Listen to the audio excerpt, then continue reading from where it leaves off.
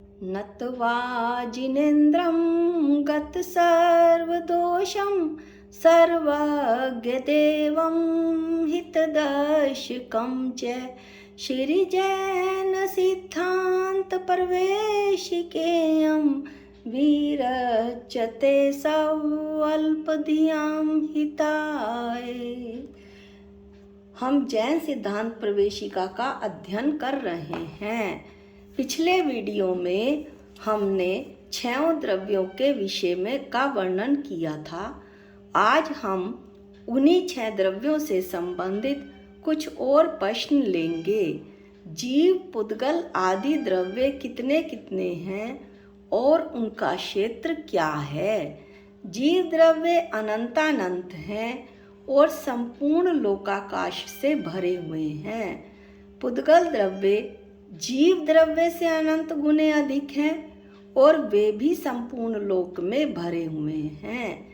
धर्म और अधर्म द्रव्य एक एक है और संपूर्ण लोक में व्याप्त है। आकाश द्रव्य एक है और वो लोक और आलोक में व्याप्त है। काल द्रव्य असंख्यात हैं और संपूर्ण लोकाकाश के एक एक प्रदेश में स्थित हैं। प्रदेश किसे कहते हैं? आकाश के जितने भाग को एक पुद्गल परमाणु घेरता है उसे प्रदेश कहते हैं। अब हम एक चार्ट की सहायता से द्रव्य कितने हैं और उनके प्रदेश कितने हैं इसको देखेंगे और इसका अध्ययन करेंगे। 6 द्रव्य, प्रत्येक द्रव्य कितने हैं और उनके कितने प्रदेश हैं। जीव अनंतानंत हैं संख्या में। प्रदेश की अपेक्षा एक जीव में असंख्यात प्रदेश हैं। पुद्गल द्रव्य अनंतानंत हैं और इनके प्रदेश संख्यात, असंख्यात और अनंत हैं। धर्म द्रव्य एक अखंड द्रव्य है और ये असंख्यात प्रदेशी है। अधर्म द्रव्य एक अखंड द्रव्य है और ये असंख्यात प्रदेशी है। आकाश एक अखंड द्रव्य है परंतु लोकाकाश की अपेक्षा असंख्यात है और आलोकाकाश की अपेक्षा अनंत है।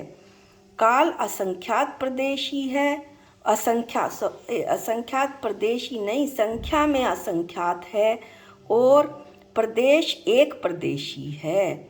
इस तरह हमने देखा कि ये द्रव्य 6 द्रव्य कितने और कितने इनके प्रदेश होते हैं। अब हम अगला प्रश्न लेते हैं। प्रत्येक जीव कितना बड़ा होता है? प्रत्येक जीव प्रदेशों की संख्या अपेक्षा से लोकाकाश के बराबर असंख्य प्रदेश वाला होता है, परंतु संकोच विस्तार के कारण अपने अपने शरीर प्रमाण होता है। यानी जिस शरीर में जाता है उसी के प्रदेशों को ग्रहण उसी के बराबर हो जाता है।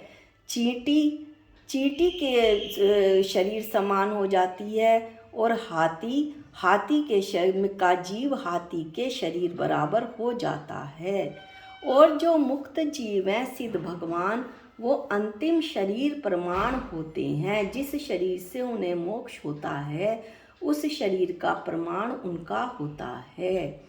लोकाकाश के बराबर प्रमाण वाला जीव कौन है?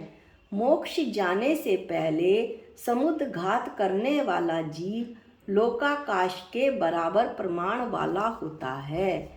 केवली भगवान जब 4 घातीय कर्मों का नाश कर लेते हैं तो जब 4 आघातीय कर्म में आयु कर्म उनकी कम रह जाता है, आयु कर्म कम रह जाता है, तब नाम, गोत्र और वेदनीय कर्मों को कम करने के लिए उनके आत्मा के प्रदेश लोकाकाश में फैल जाते हैं और तीनों कर्मों को भोगकर उन्हें आयु कर्म के बराबर कर लेते हैं।